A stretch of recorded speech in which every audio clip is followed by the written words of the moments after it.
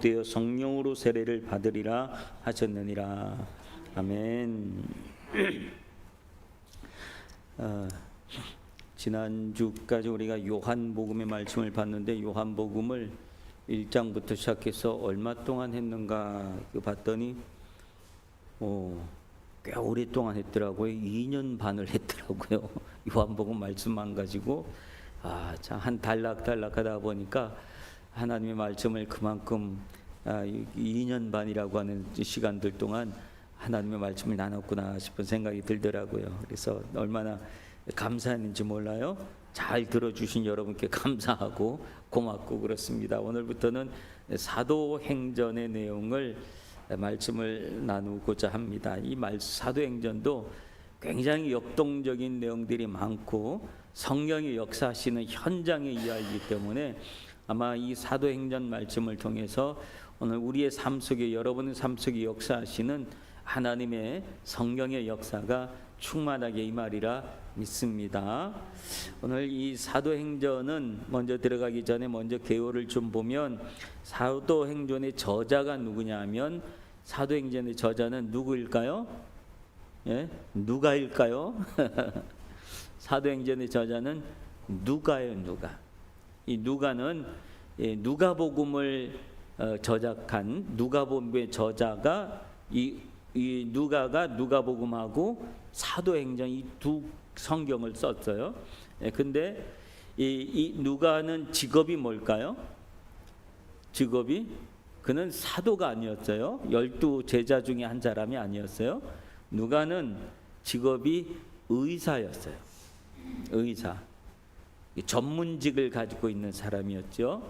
그리고 이 누가는 누구의 주치의였는가 하면 사도 바울의 주치의로 활동을 했던 사람이 바로 이 누가입니다. 근데 하나님은 사도 바울이 아프고 난 다음에 몸에 고통이 있고 그래서 하나님 앞에 이거 좀 고쳐달라고 크게 기도했잖아요. 기도했는데 하나님께서 사도 바울의 기도를 들어주셨어요? 안 들어주셨어요? 안 들어주시고 그 다음에 해주신 말씀은 무슨 말씀을 해줬어요? 내 은혜가 내게 족하다 하시면서 고쳐주시는 대신 누구를 붙여줬냐면 의사를 붙여주신 거예요. 의사. 그래서 누가가 이제 사도 바울의 주치의가 되어서 이 바울이 아프고 힘들 때마다 누가를 부르면 누가는 어디든지 쫓아갔어요. 바울이 감옥에 있을 때도 쫓아가고 어디 있을 때 쫓아가서 바울을 치료해주고 고쳐줬어요. 그러면서 사도 바울을 고쳐주고 치료하면서 그는 사도 바울로부터 무슨 이야기를 많이 들었을까요? 예수님에 대한 이야기를 많이 들은 거예요. 성령의 이야기를 많이 들은 거예요.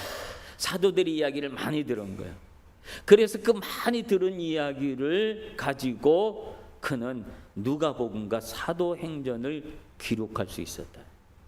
그러니까 하나님께서 이 사도 바울을 고쳐주지 않고 하나님이 직접적으로 고쳐주지 않고 의사를 붙여줬을 때는 더 큰 성령의 역사하심, 더 큰 하나님의 역사. 그러니까 하나님의 큰 그림이 있는 거죠. 그림이 달라요. 우리의 그림과 하나님의 그림이 다른 거예요. 여러분, 내 그림과 하나님의 그림이 다르다는 사실에 아멘 하시길 바라요. 예. 나는 요만한 그림을 그리지만 하나님은 너를 향해서 야, 너 그거 아니야. 그거 아니고 내가 너를 향한 그림은 달라. 그래서 하나님은 우리와 다른 그림을 그리고 계십니다. 그래서 그 다른 그림을 통해서 하나님이 그 다른 그림으로 우리한테 줄지 우리는 좌절할 수도 있어요. 하나님 왜 내가 그 기도했는데 그건 안 주고 다른 걸 주세요라고 하실 수 있지만 내가 기도하지 않았던 다른 일들이 일어났을 때 우리는 무엇을 생각했냐면 하나님이 나를 향한 다른 그림을 내게 주셨구나. 아멘. 이게 얼마나 큰 은혜인지 몰라요. 굉장히 큰 은혜죠. 그렇죠? 그래서 결국은 이 일을 통해서 누가를 통해서 사도행전이 기록되어지는데 이 누가는 의사였기 때문에 어느 정도 그래도 계층에 있는 사람이었단 말이에요. 그래서 그 누가가 이 저기 편지를 쓸 때 아무 대상을 두지 않고 기록한 것이 아니라 대상을 놓고 기록을 했어요. 그래서 여기 보면 1장 1절에 보면 사도행전을 누구한테 보내는 편지인 것 같아요. 1장 1절에 보면 사도행전에 보면 1장 1절을 한번 보세요. 누구한테 보내는 편지 같아요? 데오빌로라고 하는 사람에게 보낸 편지예요. 그렇죠? 데오빌로요, 내가 먼저 쓴 글에는 무릇 예수께서 행하시며 가르치기 시작하심부터 그가 택하신 사도들에게 성령으로 명하여 승천하신 날까지 이를 기록하였다. 데오빌로. 이게 무슨 얘기냐 하면, 자, 내가 먼저 쓴 글, 그 누가가 먼저 쓴 글이 어떤 걸까요? 누가복음이에요. 누가복음 1장 3절 한번 볼까요? 누가복음 1장 3절. 누가복음 1장 3절을 한번 찾아보세요. 누가복음 1장 3절에 보면 우리 다 같이 한번 읽어볼까요? 누가복음 1장 3절 찾았어요? 누가복음 1장 3절 한번 찾아보세요. 한번 찾아보세요. 1장 3절 시작. 그 모든 일을 근원부터 자세히 미루어 살핀 나도 데오빌로 각하에게 차례대로 써보내는 것이 좋은 줄 알았노니 이는 각하가 알고 있는 바를 더 확실하게 하려 함이라. 그러니까 데오빌로라고 하는 사람이 어떤 직분에 있는 사람인 것 같아요? 누가가 데오빌로를 향해서 뭐라고 썼어요? 그를 각하라고 하는 말을 썼어요. 그러니까 각하라고 하는 말을 썼기 때문에 이 데오빌로라고 하는 사람의 직책이 어떤 직책일까요? 그렇죠. 정부의 총독과 비슷한 급에 있는 고관, 지도자라고 합니다. 그러니까 바울이 누가가 이 누가복음을 쓸 때에도 누가복음을 쓸 때는 데오빌로 각하라고 불렀고, 그 다음에 사도행전에서는 그냥 데오빌로요 하면서, 이게 호칭이 조금 달라진 것 같죠. 호칭이 달랐어요. 이게 무엇을 의미하는 걸까요? 호칭이 달라진 거에 대한 의미. 처음에는 누가복음에서는 예의를 갖췄어. 데오빌로 각하여 하면서 예를 갖추고 했어요. 이게 뭐냐면 이때는 이 데오빌로가 전도의 대상자였단 말이에요. 그래서 예수 전도의 대상자였기 때문에 예수 그리스도에 대한 이야기를 정중하게 그에게 알려줘야 됐어요. 그리고 데오빌로가 예수 그리스도의 일에 대해서 관심을 가지고 있기 때문에, 그러니까 잘 관심을 갖고 있으니까 잘못된 정보가 되지 않도록 누가가 정확한 예수 그리스도에 대한 정보를 정확하게 기록을 해준 게 누가복음이에요. 그래서 그렇기 때문에 데오빌로 각하여라고 했었는데 사도행전 와가지고는 각하라고 말을 안 했어요. 그냥 데오빌로여라고 불렀어요. 이 말은 데오빌로에게 어떤 변화가 있었다는 얘기일까요? 데오빌로에게 어떤 변화가 있었다는 얘기일까요? 그냥 이게 그 각하에서 툭 떨어졌다는 얘기일까요? 어떤 변화일까? 데오빌로가 복음을 받아들인 사람이 됐다. 그러니까 복음을 받아들여서 한 형제가 됐는데, 그리스도 안에서 한 형제가 됐는데 한 형제들끼리 각하 이게 우습잖아, 이상하잖아, 그죠? 그러니 여기서는 각하라는 말을 뺀 거야. 그러니까 데오빌로가 이 누가복음을 통해서 복음을 받아들였을 가능성이, 성경이 그가 그렇게 됐다라고 하는 이야기는 하지 않아요. 그런데 우리가 추론해 볼 수 있는 거예요. 추론해 볼 수 있는 거예요. 그래서 이게 누가가 복음을 전하려고 애를 썼구나. 애를 썼고 성령에 대해서, 예수님에 대해서 자세히 알려주려고 얼마나 애를 썼을까, 그 내용을 볼 수가 있어요. 제가 지난주에 세미나를 한번 갔다 와서 참 이거를 좀 써먹었으면 좋겠다. 복음을 3분 브릿지라고 하는 세미나였는데 3분 동안 복음을 전하는 얘기, 예수 그리스도에 대한 복음을 전하는 이야기인데, 그때 3분을 달라고 부탁을 해. 정중하게 부탁을 하고 상대방에게 3분을 부탁을 하고 난 다음에 이제 복음을 3분 동안 전하는 이야기예요.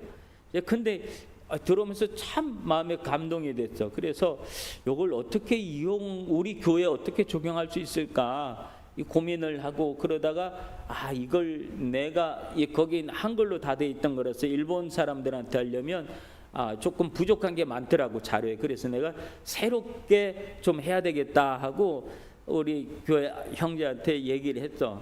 얘기를 해가지고 이런 걸 하고 싶은데 어떻게 했으면 좋겠냐. 내가 이렇게 영상으로 이렇게 만들어서 하고 싶다 그랬더니 딱 만들어서 지난주에 줬어요. 지난주 주고 그 다음에 조금 이번 주 한 주간 더 손을 봐서 이제 다음 주에 완성본 있으면 여러분에게 제가 다 줄라 그래요.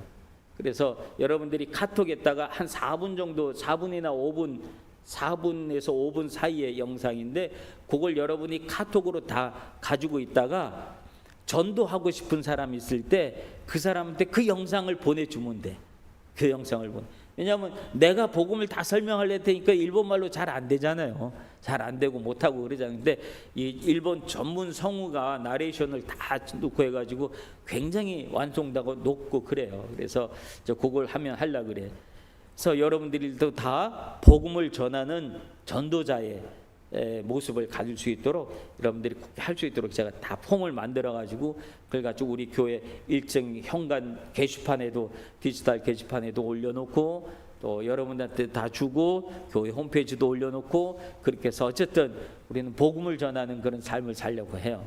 네, 그러니까 여러분들 그런 그 마음을 가지시길 바랍니다. 준비를 하고 기도하시길 바랍니다. 이거를 딱 받으면 누구한테 보내줄까? 하나님 이걸 이걸 보낼 사람을 하나님 나한테 주세요라고 기도하시길 바랍니다.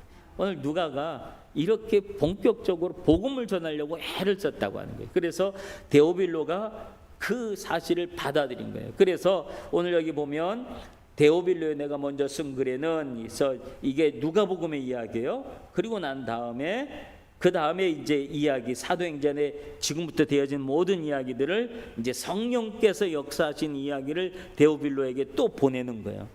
예수님의 이야기와 이제 성령의 이야기를 써서 보내서 데오빌로라고 하는 한 사람이 복음으로 거듭날 수 있도록 그는 이 전도하는 마음으로 이 편지를 썼다라고. 이제 사도행전의 계획에 대해서 어느 정도 좀 폼이 잡혔죠? 폼이 잡혀 이 폼을 여러분이 다 가지고 있어야지 돼요. 요한복음을 쓸 때는 복음을 전하기 위해서 예수 그리스도를 전하기 위해서 쓴 내용이었어요. 오늘 이 사도행전의 내용은 성령께서 어떻게 역사해 주셨는지에 대한 그 이야기다라고 하는 것을 폼을 가지시길 바랍니다. 오늘 여기 보면 그 다음에 하는 이야기가 뭐냐면 4절에 보면 우리 지난주에 성령 강림 주의를 쓰니까 그때도 얘기했지만 사도들에게 한 말씀이 나와요. 이것은 뭐냐면 예루살렘을 떠나지 말고 내게 들은 바 아버지께서 약속하신 것을 기다리라 그래요. 왜 예루살렘을 떠나지 말라 그랬을까라고 하는 사실이에요. 여러분 예수님의 주요 사역지는 어디였을까요? 예수님이 제자들하고 함께 먹고 마시고 또 사람들 병자를 고치고 또 말씀을 나누시고 하나님 나라 천국 복음을 전하시고 막 그런 주요 이 활동 에리아는 어디였을까요? 여기는 예루살렘이 아니었어요. 예루살렘이 아니라 갈릴리라고 하는 지역이었어요. 갈릴리라고 하는 지역에서 예수님이 주로 사역을 하시고 그리고 사람들을 고치고 먹이시고 가리키고 하시는 그 모든 사역을 했는데 예루살렘은 유대의 도시의 수도예요. 우리로 치면 도쿄라고 하는 거죠. 그래서 이 예루살렘이기 때문에 예수님 왜 예루살렘을 떠나지 말라고 했을까라고 하는 거예요. 주요 활동한 내용은 갈릴리인데 갈릴리로 제자들을 불러놓고 갈릴리에서 역사하실 수 있는데 예수님은 갈릴리를 선택한 게 아니라 예루살렘을 선택했다. 도시를 선택했다고. 그리고 이 도시를 통해서 갈릴리를 예루살렘을 통해서 예루살렘에서 어떤 역사가 있던 곳이냐면 예수님의 십자가 사건이 있었던 곳이에요. 예루살렘에서 십자가의 사건과 그 예수님의 죽으심과 부활하심이 예루살렘에서 있었다. 복음의 핵심적인 역사가 일어난 곳이 바로 예루살렘이에요. 그리고 예루살렘의 수도요. 그리고 많은 사람들이 몰려드는, 전 세계에서 사람들이 모이는 곳이 수도니까, 그렇죠? 전 세계에서 사람들이 모이는 곳이 예루살렘이에요. 그래서 그 예루살렘을 떠나지 말라라고 하는 말의 의미, 그 다음에 성령이 예루살렘에서 임했다라고 하는 사실은 어떤 얘기하면 무엇을 위한 것이냐면 복음의 확산을 위한, 복음의 확산. 우리가 복음을 확산시키는데 제일 중요한 건 장소예요. 어디에서 하느냐가 얼마나 중요한지 몰라요. 그래서 도시 선교라고 하는 게 있는데 도시 선교는 굉장히 중요한 거예요. 물론 농촌 선교도 좋고 어촌 선교도 좋고 뭐도 좋고 다 그래. 시골에 마을 이 사람들 몇 명 있는데 거기 교회 세워놓고 평생을 그 사람들 섬기는 것도 굉장히 의미 있고 좋은 일이죠. 그러나 복음의 역사 확산을 위해서는 도시로 가라 그래요. 도시로. 그래서 도시에 사람들이 많이 모이는 곳, 즉 깊은 어장이 있는 곳으로 어부를 보내는 거야. 예수님을 베드로를 부를 때 내가 너를 무엇을 낚는 어부로 삼게 하겠다 그랬어요? 사람을 낚는 어부로 삼게 하겠다 그랬기 때문에 베드로를 어디로 보냐면 어부는 어장이 많은 곳, 고기가 많은 곳으로 가야지. 그게 유능한 어부잖아요. 어부인데 고기는 하나도 없는 데 가서 앉아 있으면 그거 유능하다고 말할 수 있겠어요? 그렇잖아요. 그러니까 고기 많은 곳을 어떻게 가느냐, 그 고기가 어디냐라고 하는 것을 아는 게 어부의 이 능력이잖아요. 그래서 예수님께서도 고기가 많은 곳을 아시기 때문에 베드로를 부르실 때 깊은 데다가 그물을 던져라. 그리고 고기가 많은 곳을 알려줬고, 예수님이 베드로를 다시 부르실 때에도 그물을 오른편에 던져라 하면서 고기가 많은 곳에다가 그물을 던져라라고 하는 거죠. 그러니까 우리가 복음을 전할 때도 어떻게 하면 우리가 전도할 사람이 많은가, 어떻게 해야지 많은 사람들에게 복음을 전할 수 있는 장소가 어딜까라고 하는 것을 생각할 수 있어요. 예루살렘은 그런 의미로 중요한 의미였다고 합니다. 오늘날은 어떤 시대냐면 인터넷의 시대예요.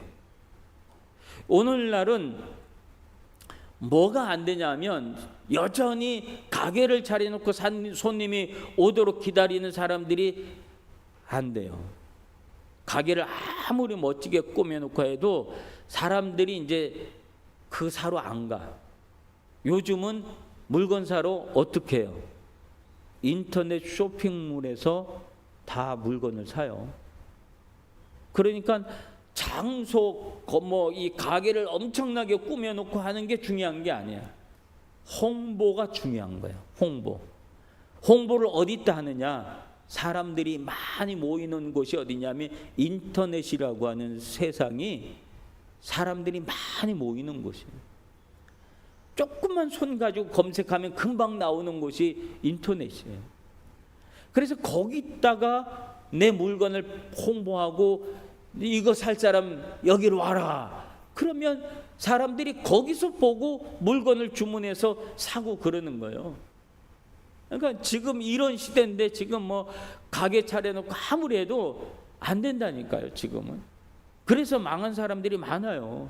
그러니까 시대가 어떻게 변하는지를 읽지 못하면 그런 어려움을 얻을 수 있어요. 지금 시대는 그런 시대가 왔어요.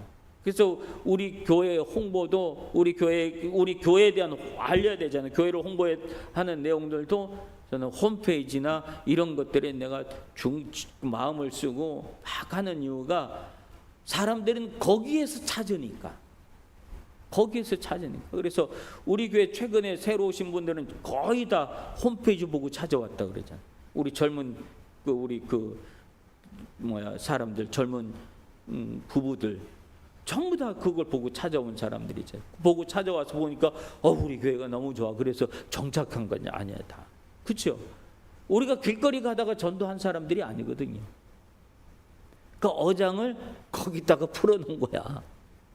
인터넷이라고 하는 곳에 풀어놓고. 그래서 제가 다 하는 거는, 애쓰는 건 어떻게 해서든지 거기가 큰 어장이니까 거기다가 복음을 전할 수 있는 걸 자꾸 할 수 있지 않을까.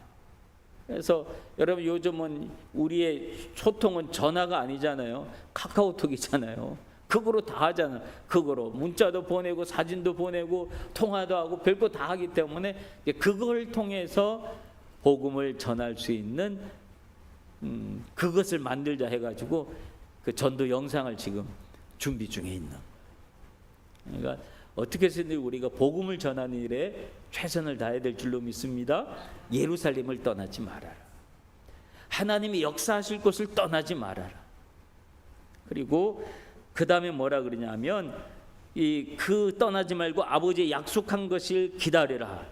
그 다음에 5절에 보면 요한은 물로 세례를 베풀었으나 너희는 몇 날이 못돼서 무엇으로? 성령으로 세례를 받으리라. 여기 보면 물 세례가 있고 성령 세례가 나와요. 물 세례는 뭐고 성령 세례는 뭘까요? 물 세례는 그리스도, 우리가 예수 그리스도를 구주로 고백하고 우리의 죄를 회개하고 그리고 그 받는 것이 내가 죄 사함을 얻었습니다라고 하는, 또 내가 하나님의 자녀가 되었습니다라고 하는 표징으로 얻는 게 물 세례예요.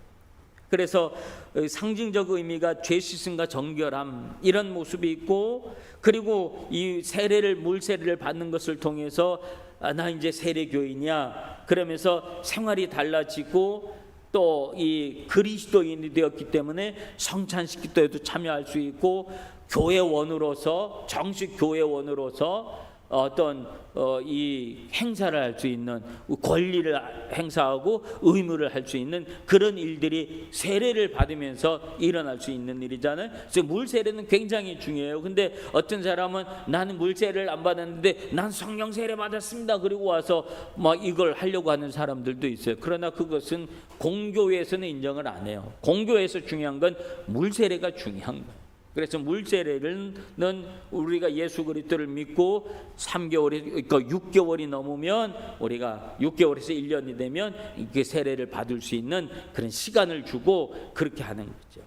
그래서 문답을 하고 고백을 하고 공적인 장소에서 세례를, 문답을 통해서 세례를 베푸는 게 물 세례예요. 공적인 장소에서 해야지 되는 거예요. 숨어서 몰래 하는 게 아니고 공적인 장소에. 제가 병상 세례를 꽤 많이 줬어요. 병상 세례를. 그러니까 병상 세례를 줄 때도 내가 가가지고 이 교회에서 올 수 없는 사람이니까 병실에 누워 있는 사람이지만 그분한테 세례 줄 때 나 혼자 가서 세례를 안 줘요. 반드시 장로님을 모시고 가가지고 장로님을 세워놓고 장로님이 증인이 되고 장로님이 성찬기를 듣고 그 세례 저거를 잔을 들고 그리고 수고 난 다음에 크로 동참한 자리에서 세례를 주지 몰래 세례를 안 주는 거예요. 제가 한국에서 우리 큰 형수님이 돌아갔을 때도 급하다 그래서 한국 나가서 보니까 그런 것 같아요. 그래서 복음을 그 자리에서 제시를 하고 형수님이 받아들였는데 이 세례를 줘야 되겠다는 생각이 들더라고요. 그래서 그때도 그 병원인데 병원 중에서 제가 혹시 이 안에 크리스찬이 있습니까? 했더니 누구 한 분이 나오더라고요. 간호사가. 그래서 그러면 내가 목사인데 우리 형수고 그런데 당신이 증인이 좀 돼주겠습니까? 그래서 그 사람을 증인으로 세우고 그리고 세례를 줬어요. 우리 장인어른이 또 내가 병상 세례를 줬는데요. 우리 장인어른 병상 세례를 줄 때도 그 시설에 계신데 시설에서 예수 믿는 사람을 찾아가지고 그 사람을 동참시키고 그리고 세례를 줬어요. 즉 공적인 장소에서 세례를 줘야 돼요. 물세례. 근데 몇 날이 못돼 물로 세례를 받았으나 너희는 몇 날이 못돼 성령으로 세례를 받으리라. 성령 세례는 뭐냐 하면 내가 그리스도인이 되었지만 나에게 힘과 능력을 얻게 하는 것이 성령 세례예요. 예수님의 제자들이 다 세례를 받았어요. 그러나 그들은 어떻게 했냐면 배반하고 도망갔어요. 다 그랬잖아요. 근데 성령 세례를 받고 난 다음에, 즉 성령의 강림 사건으로 그들이 성령의 불세례를 받았잖아요. 불이 하늘로부터 막 자기 머리 위에 떨어지는 걸, 그 불세례를 받았단 말이에요. 그리고 난 다음에 그들은 평생을 어떻게 했어요? 전도자로 살아요. 주님을 배반하지 않고 평생을 그리스도의 사람으로 살았어요. 그러니까 그리스도인으로 살아갈 수 있는 힘과 능력을 얻을 수 있는 게 바로 성령 세례. 그래서 우리가 성령 세례를 받으면 내 삶이 변해요. 내 삶이 변하고 내 삶에 능력이 생기고 확신이 생기고 힘이 생기고 파워가 생기는 게 성령 세례예요. 사람이 담대해지고, 그리고 말을 할 때에도 하나님이 성령이 역사하셔서 말 한마디에 하나님이 권위를 주시고, 그래서 내가 전하는 말 한마디에 사람들이 거부할 수 없게끔 만드시고, 예수님 그 사도들이 성령 세례 받고 난 다음에 사도들은 그런 일들을 했어요. 그리고 막 능력을 행하기도 하고 병자를 고쳐내고 그런 일들을 막 했어요. 이 일은 성령의 강림, 즉 성령 세례를 받고 난 다음에 일어난 변화예요. 그러니까 우리 그리스도인들은 물 세례와 함께 무엇도 반드시 받아야 될까요? 성령 세례도 반드시 받아야 돼요. 이 성령 세례는 우리가 기도함으로 얻을 수 있는, 성령의 충만함을 얻으면 그 성령의 충만함이 오늘 우리에게 확신을 주고 능력을 주고, 그리고 그리스도인으로 강하게 살아갈 수 있는 힘을 주는, 이와 같은 일들이 오늘 사도들에게 일어난 그런 것처럼 오늘 우리도 이 성령 세례 받은 사람으로 확신 있게 살아갈 수 있는 여러분들 되시길 주님의 이름으로 축원합니다. 오늘 이 시간의 말씀 기억하시면서 우리 하나님, 오늘 사도들에게 임한 그 성령의 세례, 성령 세례, 오늘 이것이 오늘 우리에게도 다시 임해서, 나에게도 지금 임해서 다시 우리가 성령으로 충만해서 믿음으로 승리하는 삶을 살아갈 수 있도록 은혜 달라고 이 시간에 말씀 기억하시면서 함께 송송으로 기도하도록 하겠습니다.